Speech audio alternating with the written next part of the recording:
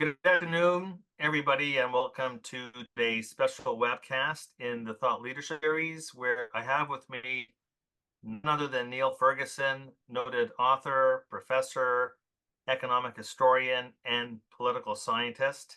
Niall needs no introduction beyond that, because if you don't know who he is, then you've been asleep for the past 2 decades, either that or stuck in the Gallipolis Islands. Niall recently wrote a masterpiece titled Doom, the Politics of Catastrophe. Although I do want to point out that there is a book right here behind me, which is the true masterpiece that he wrote in 2008, called The Ascent of Money. So the timing couldn't have been better. And you just wrote a book not too long ago that was titled, as I said, Doom, the Politics of Catastrophe, which was published by Penguin back a couple of years ago and was quickly shortlisted for the Lionel Gelber Prize, and is actually a perfect segue for today's theme, which is what to expect on November 5th and how we should think about the investment portfolio based on all the various election outcomes, maybe more than just the investment portfolio, but maybe life itself. As usual, Niall will lead off with his overall political and economic, financial market views. And then we'll turn into a fireside chat and field questions. Speaking of which, everyone feel free to send in your queries by pressing the tab on the right, and we will do our best to get to all of them. So with all that, Niall, over to you, my friend, and thanks in advance for joining us today. Well, David, it's a great pleasure to be with you and everybody else who is tuning in. I send greetings from Sydney, Australia. I am down under as I speak. But of course, here as everywhere I go, the issue that is front of mind is the US presidential election. I should say general election, because there are a few other people on the ballot besides Donald Trump and Kamala Harris. As you were introducing me there, I was thinking perhaps the next book should have the subtitle, The Catastrophe of Politics, as opposed to The Politics of Catastrophe, because most people looking at the US election from outside typically respond by clutching their fevered brows and saying, how can we possibly have arrived at this situation in which the choice for the leader of the free world is between Donald Trump, a former reality TV star who attempted a coup d'etat on January the 6th, 2021, and Kamala Harris, a product of the California Democratic political machine, perhaps the most disastrous political organization in modern American history, judging by the effect it's had on the great state of California. I'm going to try in the next few minutes to take a step back and think about where we are exactly, and perhaps why those two individuals are the candidates for President of the United States. Just philosophically, it's a reminder that we live under uncertainty and that the historical process is not deterministic. There's no cycle of history, no, not even Ray Dalio's, that will tell you who's going to win this election or whether the future is going to be great, dire, or somewhere in between. The political margins in the United States are so very, very wafer thin that anybody who tells you with confidence who's going to win this election is engaged in the dark art of BS. The people who predict elections for a living are having to hedge frantically. I'm thinking of you, Nate Silver, because the polling keeps spitting out incredibly close within the margin of error numbers. And that in itself is amazing. You might ask yourself, why are US elections suddenly so incredibly close? Why do they now seem to turn on the decisions of a few tens of thousands of people in a few counties in a few states? Why, given how many issues are in debate, is it so darned close again? it actually looks like being even closer than 2016, certainly closer than 2020. And I find that in itself quite remarkable. I'm old enough, and so are you, David, to remember landslides. In fact, we still have landslides in other parts of the world. The UK election back on July 4th produced a devastating defeat, the worst in its history for the British Conservative Party. I sometimes think that in a situation of normal politics, if there were a normal Republican candidate running a normal campaign on the economy and immigration, specifically illegal immigration, and not much else, that candidate would be so far ahead in the polls that there wouldn't really be any uncertainty. But because the Republicans have for the third time nominated Donald Trump, a political outlier who seems as capable of flourishes of inspired campaigning genius as he is of incredible self-owning, self-immolation, it's close. Trump is not, in fact, terribly good at elections.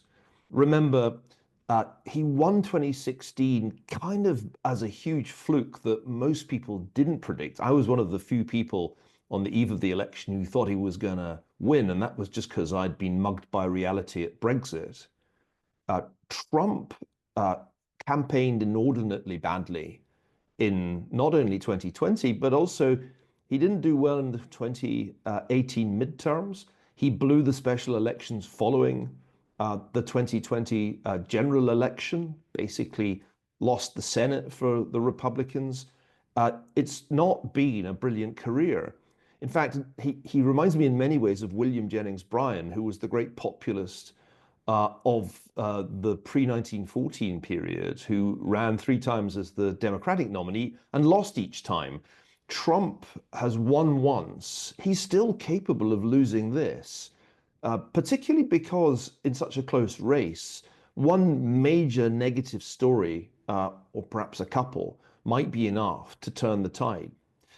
I'm going to say 3 things, I think, before we open it up to discussion. And I won't make this a long monologue. The first is the economy.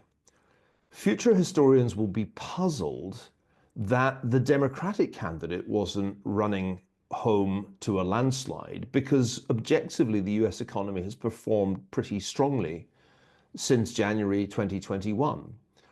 Many economists, maybe all economists, thought there was going to be a recession in 2023, and it didn't materialize. And the economy continues to grow strongly, so strongly that the rest of the world looks on in a kind of frustrated envy. The Europeans can't bear to look at US economic data. They're so much better than European data.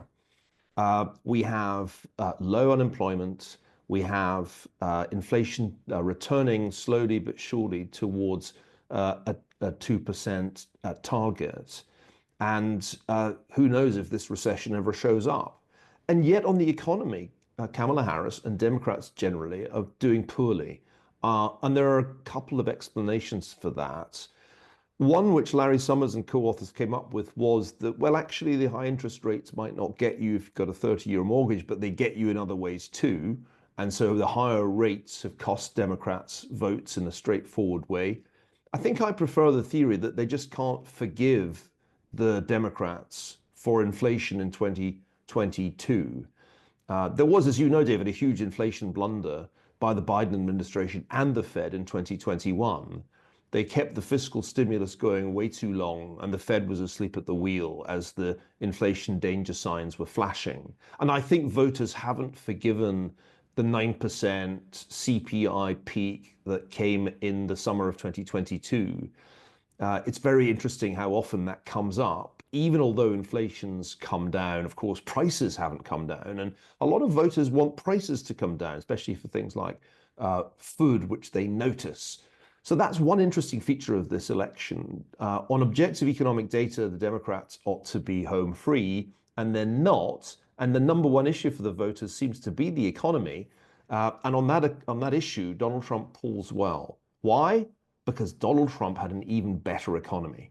One of the striking things is that if you do inflation adjusted median household income, it has grown, or it grew more strongly on Donald Trump's watch than on the watch of any president since Lyndon Johnson. That is a remarkable statistic that I don't think we hear nearly often enough.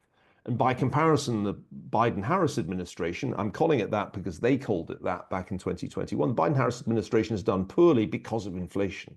So that's point number one. Oddly enough, despite the strength of the US economy, Donald Trump is ahead on that issue. Second point, let's call it the sociological point. The United States is very evenly divided in ways that are really striking and unusual, differentiates it from the rest of the English speaking world where political swings are still relatively large.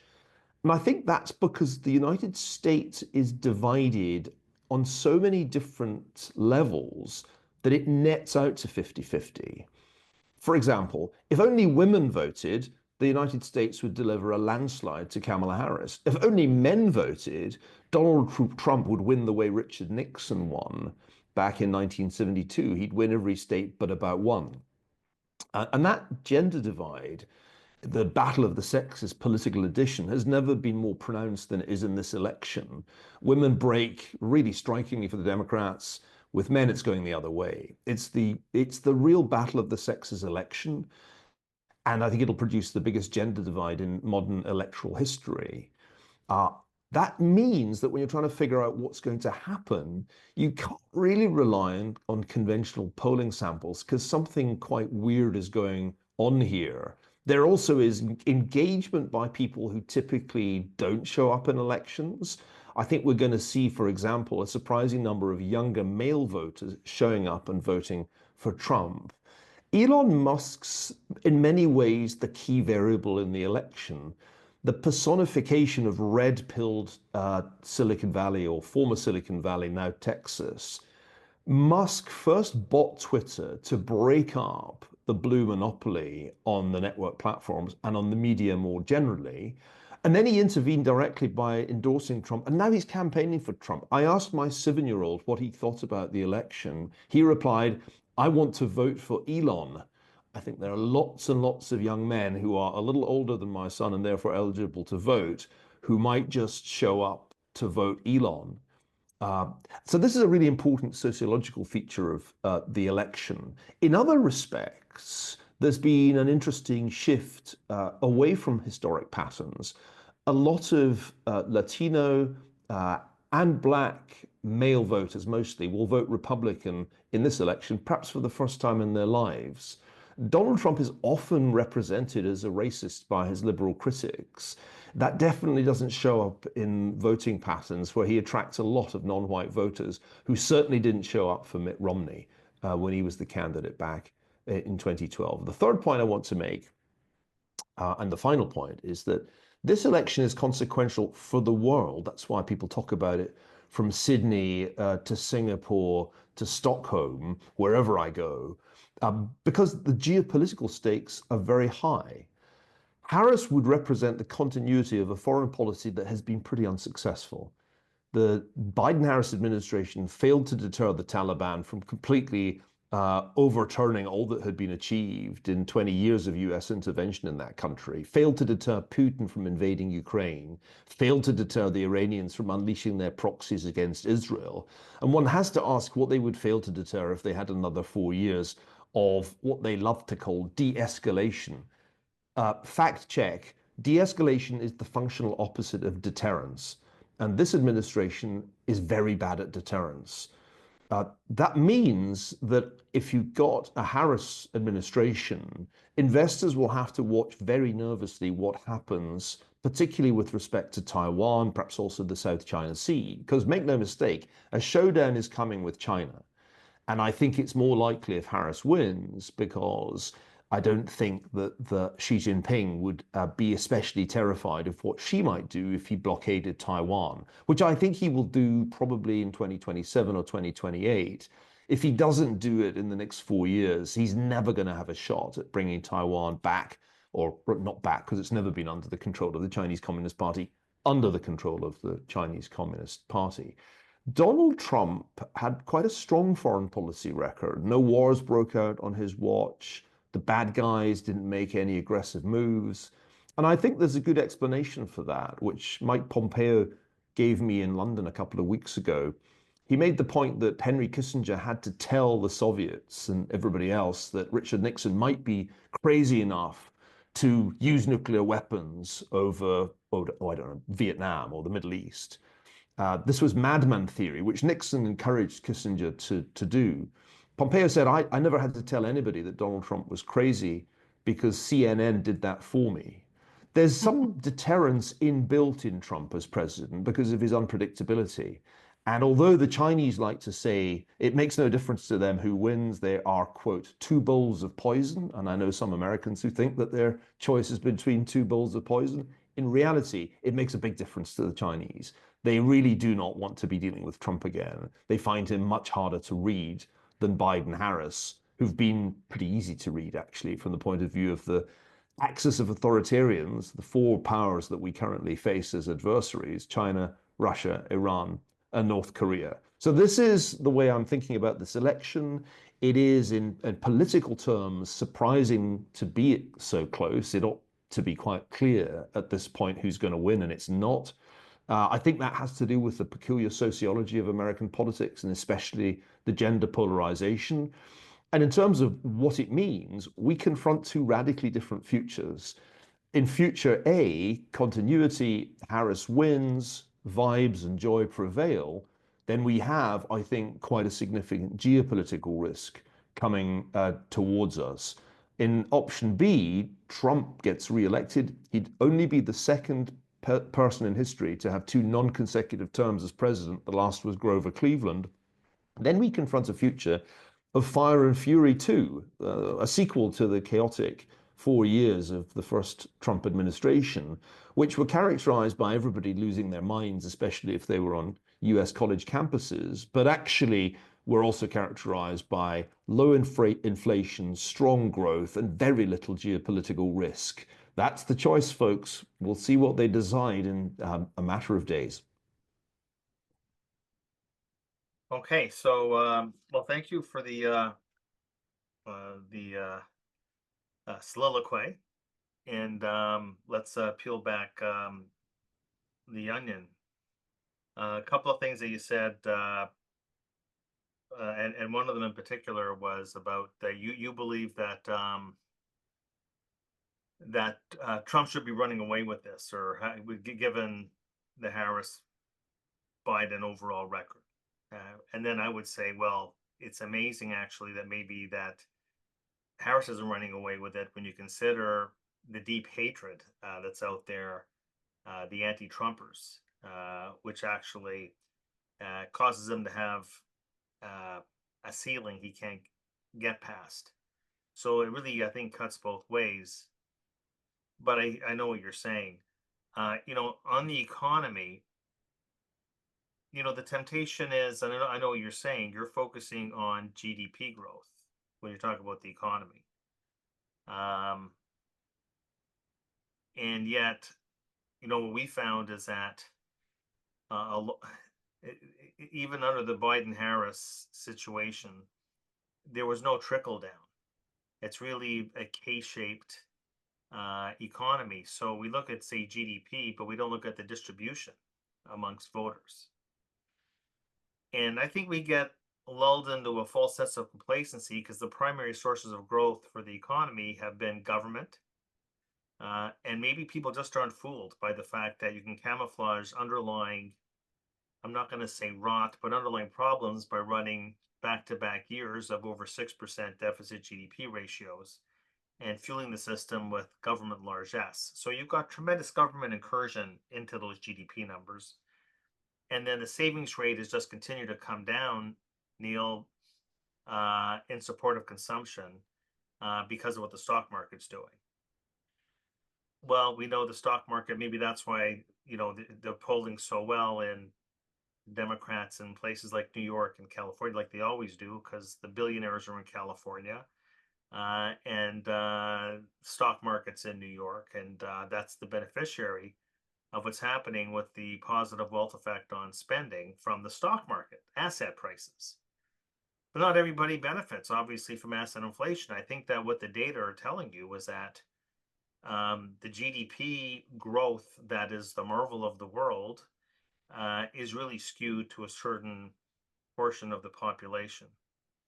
I find it striking, for example, that when you talk about the strength in the US economy, there's two employment surveys that come out. One's the establishment survey, and that's showing, say, year-over-year growth in employment of 1.7%. That's what the corporations are saying to the government. But the household survey, which is what the households are telling the government, is that year-over-year employment growth is flat. And that's why, the economy is, think these retail sales numbers, wow, and yet consumer confidence is so low. I've never actually, but don't forget, I guess the polls are all, we focus on the polls are surveys. And the survey data in the US economy, you look at the ISM numbers, you look at the confidence numbers of virtually all the Fed surveys are telling you the economy is borderline recession. The Beige Book itself is telling you that 3/4 of the economy is basically in recession or on the verge thereof, but somehow it's escaping the GDP data. But as I said, the GDP data does not tell you how things are being distributed. So maybe a rebuttal on what I just said as an explanation for why things could be so good at the surface, but not necessarily something that has been beneficial for the Harris campaign. I agree with all that you just said, David. The interesting thing to me is that we spend so much more time talking about monetary policy than we do talking about fiscal policy, whereas it's just extraordinary how lax fiscal policy has been under the Biden-Harris administration. These deficits of 6+% of GDP at full employment are a truly astonishing thing. And if you look at the way the debt GDP number just keeps going up, to me, the striking thing, and I think voters are dimly aware that this is not good, is that rising interest payments on the federal debt are starting to become a real source of fiscal pressure on discretionary spending. This year is the first year in modern history when the US has spent more on interest payments than on defense. And that's going to be even more of a problem in the coming years as the debt grows. And so, of course, does the interest burden, unless there's a big decline in interest rates, which I don't think many of us expect. I agree that the voters see through some of the Biden-Harris good times. They suspect that there's an unsustainable fiscal policy going on. I also agree with your point about the survey data. We at Greenmantle, my advisory business, somewhat obsessively look at the labor market data, waiting for it to kind of go non-linear, waiting for the thing to really start looking like a recession is finally coming. And it's been a little bit waiting for Godot, hasn't it? Waiting for that to happen. And the Fed's conduct of monetary policy, which continues to get plaudits from at least parts of Wall Street, keeps warding off the evil hour. At some point, you can't help feeling that evil hour will come, but it's come a lot later than just about everybody expected. But I think you're right. Voters are not fooled. That's why I emphasized the real median household income number, because I think that was so good for Trump and was so bad, at least for the first 3 years of Biden, that if you ask the Ronald Reagan question, are you better off today than you were 4 years ago? The people in the swing states are going to say, no way.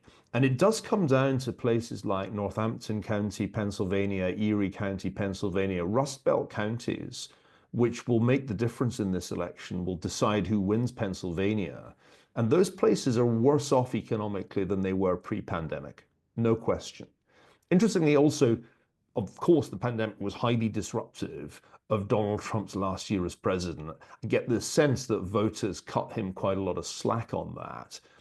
And don't blame him for COVID the way, if you think back to 2020, people, at least in the media, tried to blame him. it's I think now generally recognized by the voters that the pandemic was an exogenous shock emanating from China, and you can't really hold Trump responsible for what happened that year. So put all these pieces together and go back to survey data. The voters say the economy is the number one issue. I think that reflects their dissatisfaction with the different things that we're talking about here, particularly the inflation shock of 2022. And that is why Harris can't seem to gain the initiative on this critical issue. She wants to represent herself as a change candidate. How can she do that when she was vice president throughout? And it was billed as the Biden Harris administration, if you think back to the way they launched things in 2021. So on this issue, it's Trump's to lose, I think. Can I add one other point? Mm. One of the most interesting reasons why we've struggled to understand the performance of the US economy has been the wild immigration policy that this administration has pursued. An open border on the southern border of the United States, when you think about it, was an extraordinary thing to do. A, because of course illegal immigration is very unpopular, and it's now unpopular not only in the border states, but all over America, because there are asylum seekers and migrant hostels in New York City, near the apartment that I use when I'm there in Gramercy. So that issue seems to me, the second biggest problem for Harris, but it's also been a macro phenomenon. If you run a counterfactual without this much net migration, how does the US economy look? I think you'd agree, David, that there would be more inflationary pressure. Because it would be an even tighter labor market. It's hard to see how wage growth wouldn't have been higher if you hadn't had all these people pouring into the US economy and managing to get menial jobs. But it's an amazingly unpopular issue for them. And I just don't see how she can get away from that perception that she was at least nominally supposed to be in charge of the issue. The border SAR thing, that label has stuck. And she doesn't really have good answers on that question. I think that it's the single most irresponsible thing that they did on quite a long list of irresponsible things, and that the United States needs legal immigration, not illegal immigration on this scale. And notice that's a point that Donald Trump has made repeatedly on the campaign trail. He's not against immigration, he's against illegal immigration. That resonates with voters, and not only Republican voters, it resonates with the independents, who once again are the kind of key swing variable in the swing counties. By the way, I like swing counties as a concept because it's not just swing states. If you look at Pennsylvania or any of the other swing states, actually, most parts of those states are either decidedly red or decidedly blue. They're literally 9 counties in Pennsylvania where the margin of victory in 2016 and in 2020 was less than 10 percentage points. So you can zoom in and see where this is going to be decided. And the problem for Harris is that in those Rust Belt counties in Pennsylvania that are really crucial for her, on the issues that we've just been talking about, on the economy, on immigration, the Democrats are really polling poorly. And of course, Trump and Pennsylvania came together in a moment of destiny when he narrowly escaped assassination in Butler, Pennsylvania. I think that was a more salient event for many voters than the mainstream media would have you believe, because they wanted the news cycle to do its usual thing and move on after 1 or 2 weeks. But I don't think that for many voters, that has faded from memory as fast as it has for many journalists. So that's another reason why I think Pennsylvania is more than likely to go to Trump. Okay, let's for the last half of the show, let's put our get our crystal balls ready. So I'll give you 4 scenarios. I wouldn't mind getting your how you handicap them. It has to add up to 100. What odds would you place on a Harris sweep?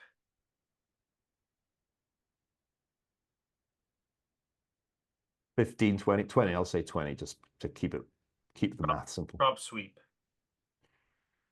Trump sweep feels like that's kind of my base case. So 50. Yeah. I'm seeing numbers that ratify that. Okay, Harris split government. Um, I think that's sort of. I think I'm probably going to give that a 15 handle. 15? Yeah. Okay, so that leaves us with 15 for a split for Trump. Yeah, feels about right. I think it seems to Uh, me hard to believe that the Republicans don't win the Senate. So it then comes down to House races, and they typically go with whoever's won the White House. So yeah, base case Trump Republican sweep. If I'm just wrong about all this, and the polls are kind of more right than they've recently been, then it's Harris who sweeps, and then you can add as lower probability scenarios the divided government scenarios. So you had 20% for a Harris sweep, right? The reason I say that is that Trump is this election loop. To go yeah, back to my earlier point, he's just got a kind of glass jaw as a candidate, and he's quite capable of allowing the news flow between now and election day to be negative for him. And that's the thing that the Democrats desperately need. They need the election to be a referendum on Trump's personality. And Trump kind of gives them that because he can't help owning the news cycle for better or worse. So I think the reason I regard the Democratic sweep scenario as actually more likely than a divided government scenario is that there's a way in which he can still blow this, and that's what I want to right. keep alive in my But in my but in terms crystal of ball. just the bigger picture, is you think there's a 70% chance that we actually see a one party rule, 30% chance that we actually see uh, a divided government. Right. And the one thing that we know is that neither party is running on any fiscal probity or integrity. Um, so considering that, most of, or if not all of the people on the call are investors, and I do sort of a 70-30 split, I think everybody who's bullish on bonds like me is praying that there's going to be fiscal gridlock. Yeah. But it doesn't Uh, sound like a 70-30 that, insofar as the perception that we're going to have just endless blowout deficits doesn't go away, uh, could create more of a hiccup for the bond market under this sort of right. And under your that your reflects own my your own forecast. own pessimism about where we're heading because to have an election at a time of such fiscal laxity and have the candidates both essentially proposing to increase the deficit even more is rather remarkable. I mean, if you're a voter, by the way, and it seems like the cost of deficits has been pretty low for the United States, and you haven't borne a particularly heavy price for all this fiscal laxity, you should vote for the candidate offering you the bigger deficit. I mean, Trump ultimately is playing rationally by saying, "I'll raise you," uh, and I think voters who don't at this point care or worry about the debt might as well vote for the guy who's offering to splurge even more money at the economy. No, I think this is a concern for everybody that nobody thinks about this as a problem and it's not a campaign issue. We'll let's say under both scenarios, and knowing, uh, the Senate and the House and the makeup, say that you had a Trump sweep or you had a Harris sweep, would they be able to get everything through Congress that they campaigned on? And Well, if they no. couldn't, what do you think they wouldn't be able to get through? Well, a couple of things. Obviously, part of what happens after Inauguration Day is trench warfare in Congress over the Trump tax cuts. And one thing's for sure, in the sweep scenarios, the margins are still pretty wafer thin. And so there's a sense in which this won't be plain sailing. We're not talking about landslide results where one party suddenly has big majorities in the Senate and House. There'll be small majorities either way. The other thing is that, of course, people campaign on more maximalist policies than they govern on. Uh, I mean, on Trump's tariffs, it's, I think, still not clear how much of what he's talks about he'd actually do once he's sat there having meetings with, oh, I don't know, Scott Bessent. If Scott is going to be Treasury Secretary, and more people think that's likely, you've got a Wall Street player warning you from the minute the meeting begins of the risks you run to the dollar, to the 10-year Treasury, and therefore to your overall economic situation. So I think there'll be a kind of inbuilt restraint without Congress needing to act on what Trump actually does once or if he's president. But I think you and your audience are right to be concerned about this. I would worry a lot, if more, in fact, if Harris won and somehow the Senate and House went blue too. In that scenario, you get surprises that aren't that high, that low probability, like Ted Cruz loses in Texas. So imagine that happens. The problem there is that the Democrats have quite a radical program in other respects, not just in fiscal terms, that they would love to enact. Get rid of the filibuster. Hey, Is let's consider well, what we that's the can do. biggest one. Yeah. And so there's a lot of risk in a Democratic sweep.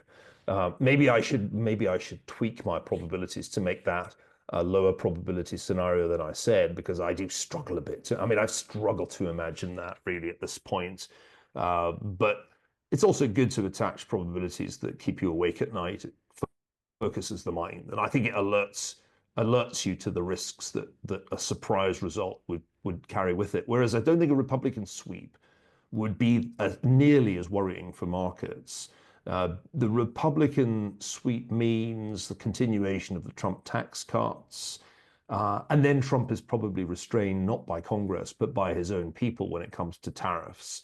I actually think that the Republican sweep will be a pretty bright, shining day for markets. You could see the rally having one last hurrah if he wins. A question came in that made me chuckle a little bit. Why don't people blame Trump for inflation due to the tariffs he placed to make up the tax loss from his tax reductions on corporations and the wealthy? But the reality is that point to point, during his 4 years, inflation went down, Yeah, and not in a straight line, but he finished his term with inflation lower than when he started. I think that right. the one thing that will hold me back from, look, I think that there's a limit to everything. I don't know. Look, I lived in Canada in the early 90s. New Zealand, you're in Australia, but New Zealand had its fiscal crisis in the 80s. Canada had its fiscal crisis.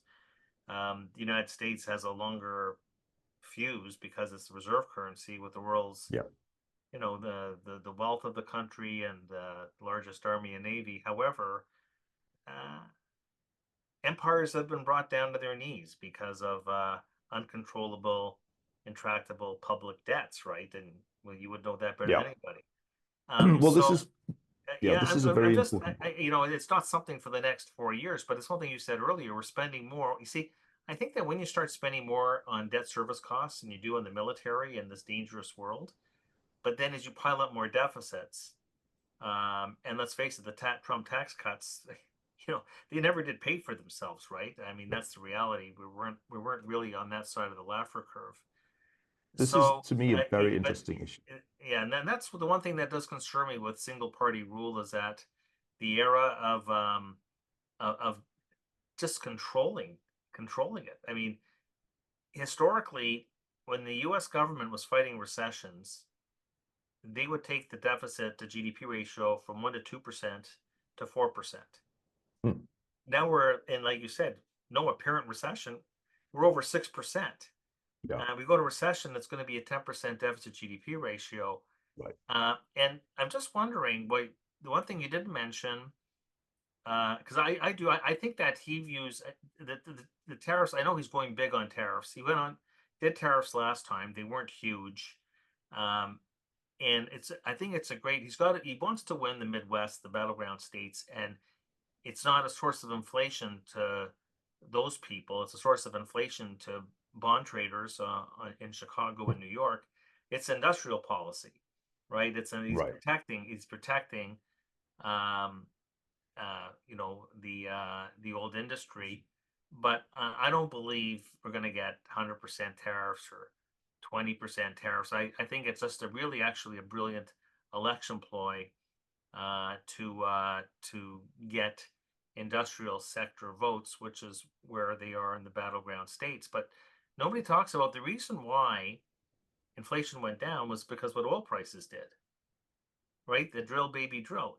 Well, people thought, I'm going to invest in energy stocks under Donald Trump. They were one of the worst performing S&P sectors in his 4 years. Oil prices plunged. Oil price And and so what is more important than oil even today? What is more important than oil?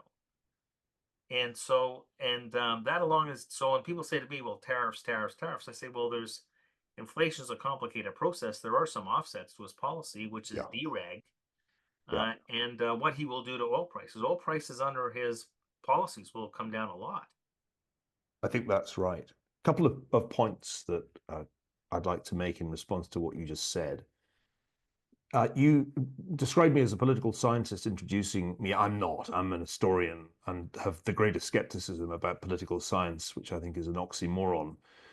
I did coin a phrase recently, Ferguson's Law. Actually, it dates back to a book I did 20 years ago called The Cash Nexus. And Ferguson's Law states that when a great power spends more on interest payments on its national debt than on defense, it won't be great for much longer. I think the US has just violated Ferguson's Law.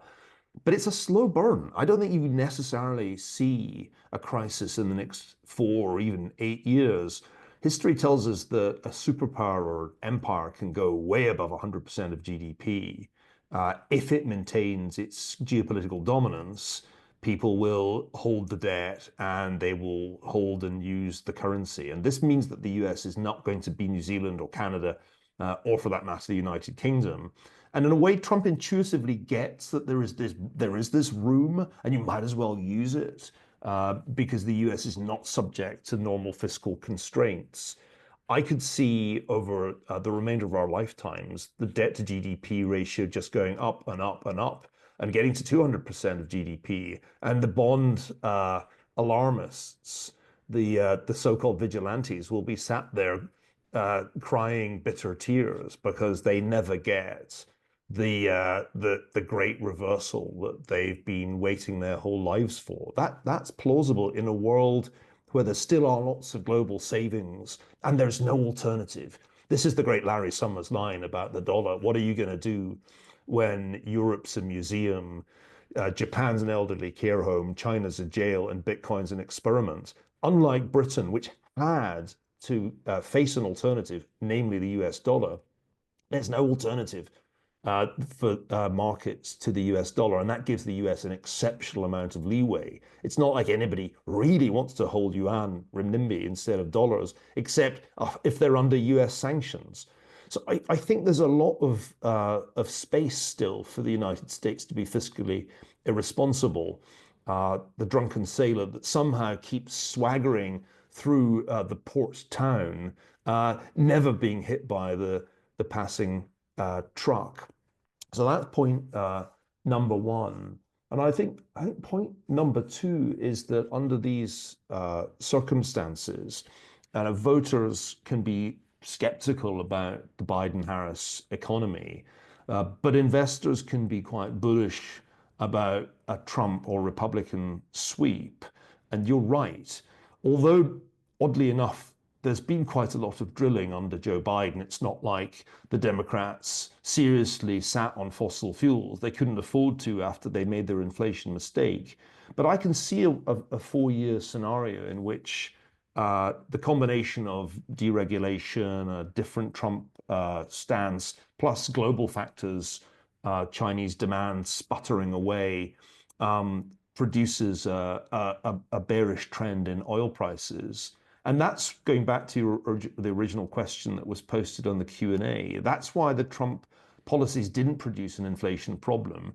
The Biden-Harris policies produced an inflation problem because they didn't realize that the pandemic was over when the vaccines had 90% plus efficacy. They should have started to dial back the stimulus then, but they were filled with hubris after the election victory and decided that they could do all kinds of aggressive, supposedly transformative policies like the Inflation Reduction Act, infrastructure. They thought they could do all that. Yeah. And it, in fact, produced an inflation error to which, of course, the Fed contributed. And I think that's the reason why the election's close and voters on the economy are breaking for Trump. That was an avoidable error looking back to 2021. It's worth adding, final point, just as economists mostly miss the recession not happening in 2023, very few economists saw the inflation mistake happening. Larry Summers was an outlier in February of, I think I'm right in saying 2021, when he said there's an inflation mistake being made here. It didn't manifest itself for quite a while, but most economists didn't see it coming, and the Fed certainly didn't. Right. Well, I think that the policies of the past 4 years on fiscal were really, $2 trillion of cash handout to anybody who had a pulse, and student loan forgiveness, and subsidies. And I'm not so sure that any of those things have tremendous multiplier impacts, and they have no impacts No. on the supply side of the economy. But on the other hand, when you look at policies of cutting top marginal tax rates on profits, it leads to greater capital formation. People say, well, it increases aggregate demand, but there is an offset from increased available supply from capital formation. When you cut taxes, even on tips, whenever you cut top marginal rates, you're going to get more of what you're cutting. And you cut top marginal rates on work, on income, so you're going to get more incentives for people to work. So it's something, of course, although it never trickled down, there's no doubt that the 1980s were a phenomenal period, and it was a tide that did lift a lot of boats. It wasn't perfect, but there's much more powerful multiplier impacts from influencing top marginal rates. I'm a little worried about the Harris campaign because they're going to raise top marginal rates on capital gains. So that's basically taxing risk taking amongst the greatest risk takers in America, and raising top marginal. I don't know why it's not a bigger deal. I don't know, unless because I don't quite understand how, even in a capitalist country like America, maybe it's not as capitalist as I think, that you can bash corporate America that does over 60% of the hiring. Corporate America does 60% of the hiring. Big companies, I know we always have bleeding hearts towards small companies, and I don't mind because I'm a small business, but big companies hire a lot of people. And their shares are owned by a lot of pension funds, but yet we bash big corporations. So no. I don't know why. Morrison played up with the fact that one party. Now look, Trump wants to take the top marginal corporate rate to 15%, which is where it was before the Great Depression. So he fought the Great Depression and World War II, and then the top marginal rate never came down. And then Trump cut it and wants to cut it again. But people don't know that he's going to cut it to where it was, say, about a century ago. I do think it's worth adding that But they part of would. Trump's But I appeal. was going to say, but people don't understand that once you tax companies, you're taxing their profits, and it's their profits. They pay wages out of profits and hire people out of profits, but people don't make that connection.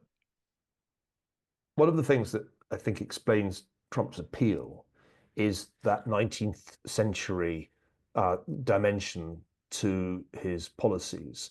He talks a lot about tariffs going against the grain of all educated opinion, knowing that to less educated, non-college educated people, it kind of seems like quite a cool idea as a fiscal solution. He knows the argument has traction, and it has traction because it's resonant historically. When I first moved to the United States and saw what globalization was doing to Middle America. The China shock was in full swing. I was teaching at NYU and then Harvard 2002, 2004. In those early 2000s, I kept asking my political scientist colleagues, where are the protectionist candidates? There ought to be protectionist candidates. This is America. There's a tradition of protection, fiscally and in terms of import substitution. It took Trump to reintroduce protection to American politics, but it does resonate. And so do arguments about let's really reduce corporate income tax. Now, part of what goes on here is that if you're a corporate CEO, you don't want to endorse Donald Trump because your HR director will have an aneurysm and all your young Gen Z Harvard graduate employees will go on the rampage. So America is full of corporate leaders who want Trump to win but daren't say so publicly. And when they look at the people who do endorse Trump, they're really glad they haven't done it themselves because they get so much hate. I mean, the media, the mainstream media will go after you if you join Elon and Joe Lonsdale and Steve Schwartzman in the I'm for Trump category. But in fact, I think both in Silicon Valley and on Wall Street, there are lots and lots of people who quietly want Trump to win, but they daren't even tell their wives. So I think there's a lot of as it were, secret, covert Trump support in the C-suites. They just know that they can't say it out loud. Okay, let's talk. I mean, the one thing we don't know, I think that you have this view that Trump will win, probably with a sweep, but even if it's not a sweep, your base case is that Trump wins, but it's still a close call. And whether or not they have Congress on board, they pretty well have a lot of control over foreign policy, right? Yes. So let me ask you a question. Let's say Trump wins, and you didn't delve into well, near and dear to my heart, but I'm sure a lot of people. Trump wins. What happens in the Middle East with his victory? Well, if you go to the Middle East and talk to just about anybody who isn't a proxy of the Iranian government, they'll say that would be good. That would be a good outcome. Because there is a general frustration, not only in Israel, but in the Arab countries, especially in the Gulf countries, with the Biden-Harris strategy, which has been to go away from the Abraham Accords process, to try and resuscitate the dead Iran nuclear deal in ways that just empowered Iran and channeled resources from Iran to its proxies. I mean, the Biden-Harris policy in the Middle East has been an epic fail. Whereas Trump's policy turned out far more successful than most of the commentators predicted. Jared Kushner's vision, which ultimately produced the Abraham Accords, was one of the big hits of the Trump administration. And that process is waiting to resume. I think, although nobody says it out loud, in Riyadh, they can't wait for Gaza to stop being an issue so that they can get back to discussions with the Israelis about normalization of the relationship. So it's an easy thing to see that a win for Trump would be good news for the Middle East and terrible news for Iran, which would find itself once again under great pressure. And remember, Bibi Netanyahu has pulled off an extraordinary succession of bold moves. Hamas is pretty much destroyed. Admittedly, a lot of Gaza is destroyed with it, but I think the media overstated the civilian casualties there, and the Israelis were doing a remarkably good job of minimizing those under amazingly difficult conditions, where Hamas were using humans as shields, etc. But the most remarkable thing is the evisceration of Hezbollah, and that process is leading towards direct Israeli attacks on Iran itself that will continue, I think, in the coming weeks, and could culminate in an Israeli attack on Iran's nuclear assets. Now, all of this happens in the dying days of the Biden-Harris administration, where they're wringing their hands saying, please, can we have a ceasefire? Please de-escalate. And they have absolutely no leverage over Bibi at this point. It's amazing. If Trump wins, then Bibi's really got the wind in his sails, because he can then count on much more unambiguous US support after Inauguration Day in January. So I think the Middle East is a clear beneficiary of a Trump win, and it will be welcomed by everybody except the mullahs in Tehran. Do you think the Abraham Accords come back on track? I do, with surprising speed, because there's no real serious support for Hamas in the Gulf capitals. They find the whole thing infuriating because it's slowed down a process that had considerable support. So I think that's one very obvious geopolitical consequence. The less obvious one, and I'm wondering if you're going to ask me, is what happens to Ukraine. Mm-hmm. And And the answer to that well, is that, Trump says he'll bring a compromised truce in almost immediately. yeah, it's harder to stop wars than it is to start them, particularly when one side is winning, and Russia is clearly winning this war.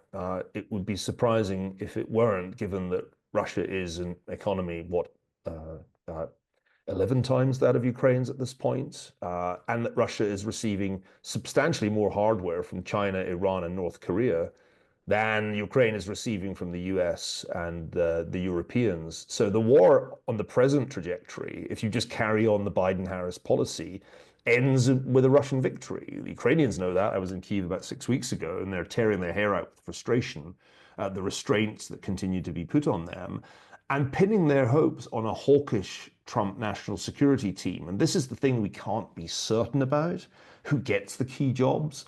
But if Trump puts Pompeo into defense, brings Mike Pompeo back in, Robert O'Brien maybe goes back to national security advisor, you can imagine a quite hawkish Trump national security team. And if you talk to those gentlemen, their view is, and it's correct in my opinion, that you have to escalate against Russia to get to a negotiation that's meaningful. You have to raise the cost, as Mike Pompeo said the other day, raise the cost to Putin of this war substantially above where it currently is in order to bring about a meaningful negotiation. So I think that's the good scenario for Ukraine. The bad scenario is that it's not Pompeo, it's not O'Brien, it's a more isolationist team that Trump assembles. He continues to listen to Tucker Carlson, who's essentially become a Russian asset. And then Zelensky and his team are in big, big trouble. So it's a little uncertain whether this result of a Trump victory would be a disaster for Ukraine or salvation. But there is at least a chance that Trump takes a tougher line with Putin than his critics expect. And the reason I say that is that it's been explained to him that a win for Putin is a win for Xi Jinping, a win for Iran, a win for North Korea, that you've got to treat these conflicts as kind of part of one Cold War in which there's an axis on the other side that's led by China. I think Trump has got that point. And I think a lot of Republicans have got it, including J.D. Vance. Their positions have changed over the past year from essentially who the hell cares about Ukraine to, oh dear, we really can't let Ukraine go under the bus because that would be a win for Xi Jinping. Okay, let's bring it back home. A couple of last questions. We've had Treasury yields go up in the past 3 weeks rather significantly. And it's hard to discern how much of that is the economic data, how much of that is the more bellicose tone out of the Fed. But it's interesting that when the breakout that we've seen just in the past, say, call it close to a month in the 10-year Treasury note yield, I mean, we're up from the lows almost 60 basis points in short order. It happened around the time that Trump, the betting polls showed Trump starting to overtake Harris. So I'm wondering the market's sending a political message. I'm not saying it's the right one, that there's more inflation and fiscal rectitude under Trump than under Harris. I'm just maybe positing that. But the other interesting thing is gold making new highs, and not even not doesn't even need the U.S. dollar to go down. The U.S. dollar has been in a holding pattern. Gold is breaking out, and I'm wondering if that is related to something that doesn't get a lot of press outside of corners of Wall Street, which is Trump wanting to have this shadow Fed, or to have him appoint his own person on the Fed as a voter. Do you think any of that a shadow Fed by the government, or Trump appointing his own person? Do you see that as a something that's realistic? I don't, and I do regard this as noise. I mean, I think the real signal from the vantage point of the bond market is much more to do with the Fed maybe declaring victory prematurely. IMF did a great paper on The this. economy, yeah. Yeah. I mean, I don't buy the "it's all over, we can all relax. He landed the plane. He's a Oh, the genius." no I mean, landing.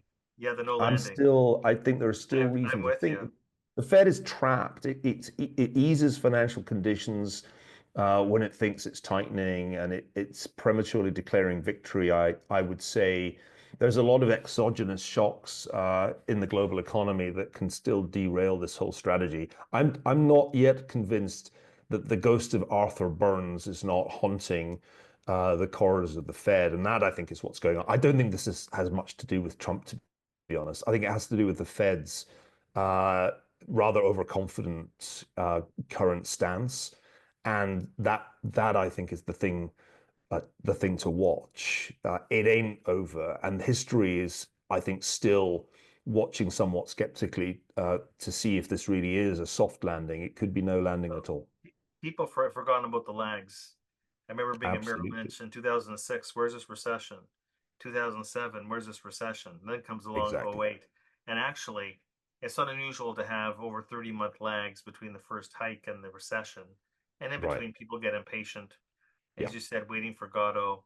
And you and I have been waiting for the recession. But I always say, delayed is not the same as derailed. And I think a lot of this largesse, it's very interesting, like I said before, the survey data and the beige book. It's a funny thing. The beige book was created by the Fed. It comes out every 6 weeks. Was started in 1970. And I say to the Fed, if you're not going to pay attention to your own beige book, why do you even produce it? The thing about the beige book, Neil, is that it doesn't get revised. Right. Let me just finish off Good with point.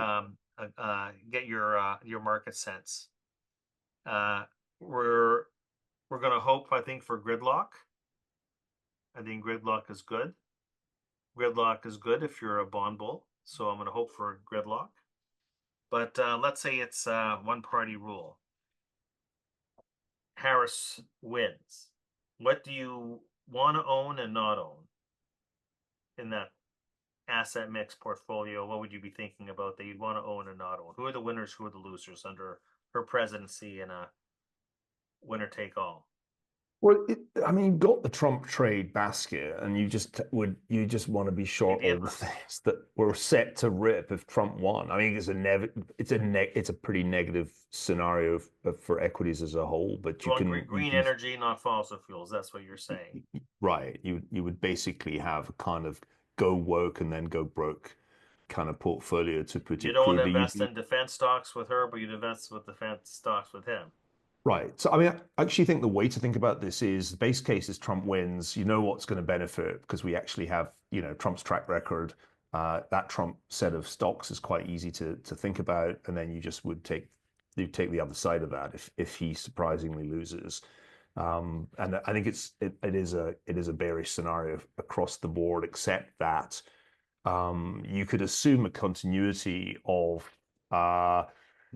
IRA, you'd assume continuity of green policies, and those things have certain predictable Climate, asset classes that would benefit. be very bullish for climate.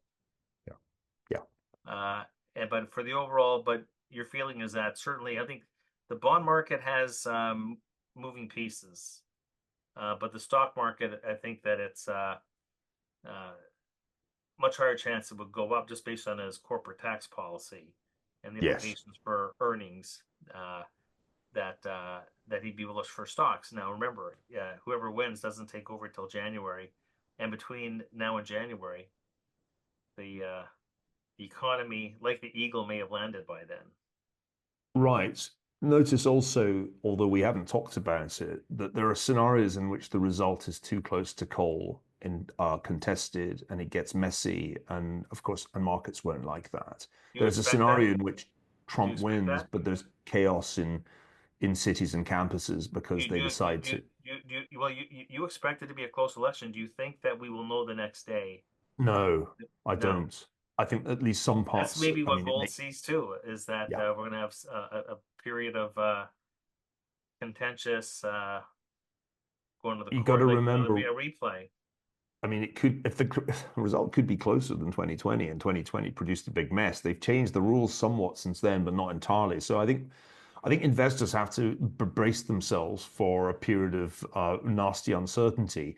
If it looks as if Trump's won, but it's not certain, it's contested, then I get nervous about what happens in the cities and on the campuses. There's a lot of dry powder and kindling there, and I do feel So uneasy about how you this don't want election will you play out. don't you don't want to leave your home. So it's I bullish for would, Netflix and Uber Eats. That's what you're saying. yeah, not to sound too alarmist, but No, you no, it's probably, but it's very. We have very good friends of ours who are going to Florida the day of the. I think it's the day after the election. You know, I mean, yeah, Canada's biggest export to the United States are snowbirds that go to Florida. So I said, you're you'd going to also. Florida the day after. I said, you better hope that Trump wins in a landslide. Either that or don't leave your But hotel. but I think this is really worth bearing in mind. The lesson we should have learned from 4 years ago is that there can be a period of considerable uncertainty in the wake of election night, and that won't be good for markets. Yeah. Okay. Well, look, we're just past the top of the hour. Yeah, it's morning by you, isn't it? It's It's what time is morning. it? Is it 7 in the morning? Morning in Sydney. It is 8 a.m. I have 8 to a.m. go and participate in the conference I'm attending here. I've been tracking the Q&A and see that I've displeased some of your viewers. Of course, one of the things I've learned over the years is that you should never say anything positive about Donald Trump in Canada or the UK or Europe. But if you go say positive things about him in other parts of the world, it's surprising how much resonance there is. He divides not only America, but also the world. I am not without my ambivalence. Indeed, I have all kinds of reservations about Trump as a candidate, as a human being. But I feel frankly, after the last 4 years, deeply disappointed in what the Biden-Harris administration has done on so many different fronts. Uh, we've talked about the economics, the fiscal policy, the foreign policy. We could have talked about much else. The extent to which a progressive agenda has been endorsed by this administration has been a big source of dissatisfaction for me. So, with all due respect to the Canadians and the coal, I think if you view this from the vantage point of the United States, if you view the crisis of illegal immigration, if you view all kinds of craziness on campuses, I think it's easier to see why there is at least some readiness to forgive Donald Trump his sins and vote for a Republican sweep because you just don't want 4 more years of what you just had. That is really what's driving this. Uh, Henry Kissinger said of the Iran-Iraq war, it's a pity they both can't lose. There are times when I wake up and feel that way about this election. But in the end, there has to be a winner, and there has to be a president of the United States. And I have to say that having taken a long, hard look at the options, it's very hard for me to feel that Kamala Harris is qualified to be the commander in chief. Trump has many flaws, but he did the job, and he did not do the job badly when he did it. That's the bad news for Trump haters on this call. The uh, the Trump derangement syndrome. Well, just remember everybody on the call that this came from Neil Ferguson, not from me, because we wrote a whole report comparing, and we it was model based, and there was warts and scars on both planks, but less on Trump's, and it caused a great degree of consternation. And I had subscribers of mine who were Democrats that canceled their subscription. And when I was a Gluskin chef and I was writing my dailies there, and I was hard on Trump. I was hard on Trump, and there were I had people yelling at me an email and canceling subscriptions on the Republican side. So I realized it's a no-win situation. It's basically you can't have I don't think, a rational political debate. And you could see it on TV too when you see the interviews, whether you watch Fox or CNN, and I watch both. It's it's really I have to say disappointing that you can't have a decent political discourse. I mean, it's worse than debating religion, or even more than that, your favorite sports team. I mean, politics has become toxic. But because politics is inextricably linked to economics and finance, you have to talk about it. We're talking about more about policy, and we're not really talking about personality. But I think Niall, that's the right way to think about it. That thanks is the right very way. much. That this was a webcast for the ages, and I want to thank you profusely for getting up early in the morning, and for doing this from Sydney, and the education and the advice greatly appreciated by me, and I speak for all the viewers. One last house cleaning issue before we sign off. The next webcast is coming our way on December 17th. So we have a bit of a hiatus here due to an intense travel calendar by yours truly, but mark that date on your calendar because I'll be joined by Morgan Stanley Chief Equity Strategist Michael Wilson, who in recent months has become far less bearish. And he'll provide us with his post-election. Today was pre-election. He'll give us his post-election investment recommendations for 2025. So see you all then. Neil, thank you again from the bottom of my heart. And stay safe, and all the best to you, my friend. That concludes today's webcast, everybody. Be well. Thanks, David. Bye, everybody.